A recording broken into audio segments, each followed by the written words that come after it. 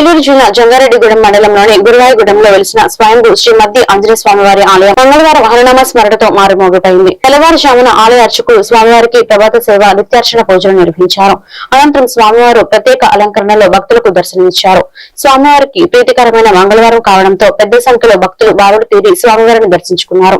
ఆలయానికి వచ్చిన భక్తులకు స్వామివారి నిత్యాన్నదాన సత్రం నందు అన్నప్రసాద వితరణ చేశారు. దేవాలయం వద్ద ఏర్పాట్లను కార్యనిర్వహణాధికారి ఆర్వి చంద్ర పర్యవేక్షించారు.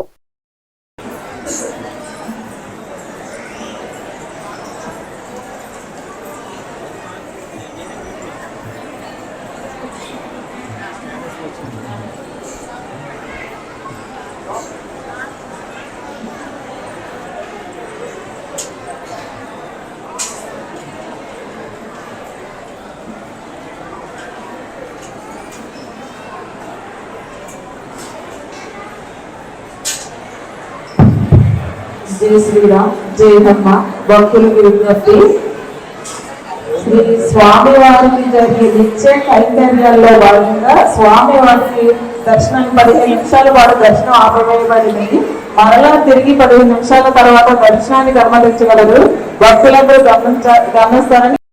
అంజనానందనం వీరం జనకే సుఖనాశనం కపీసమక్షహంతారం వందే లంకా భయంకరం. శ్రీ గురుభ్యో నమః. మద్ది ఆంజనేయ స్వామి వారి దేవస్థానం, గురువాయిగూడెం, జంగారెడ్డి మండలం, ఏలూరు జిల్లా, ఆంధ్రప్రదేశ్. స్వామివారి స్వయం వ్యక్తంగా విరాజిల్లుతున్నటువంటి కుడి చేతిలో గద, ఎడమ చేతిలో పండుతో చెట్టే శిఖరంగా కలిగినటువంటి స్వయంభూ శ్రీ మద్ది ఆంజనేయ స్వామి వారి క్షేత్రం ఈరోజు జయవారము మంగళవారం కావడంతో విశేషమైనటువంటి భక్తజనులు స్వామివారిని ప్రాతకాలం నుంచే దర్శించుకుంటూ ఉన్నారు.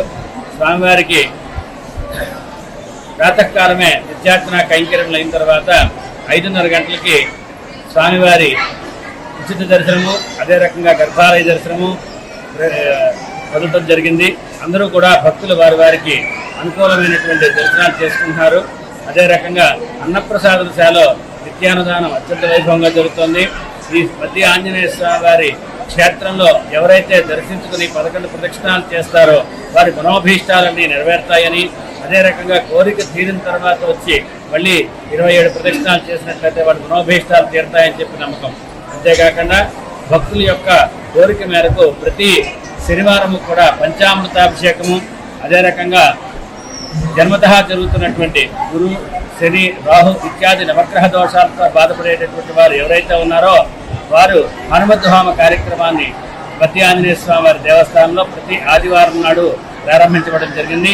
కావున భక్తులు ఈ సౌకర్యాలు ఉపయోగించుకుని వారి మనోభీష్టాన్ని కూడా తీర్చుకోవాల్సిందిగా కోరుతున్నాము. అదే రకంగా ఈ యొక్క క్షేత్రంలో భక్తులకు ఏ రకమైనటువంటి ఇబ్బంది కలగకుండా కార్యనిర్వహణాధికారి అయినటువంటి ఆర్వి చంద్ర గారి ఆధ్వర్యంలో, అదే రకంగా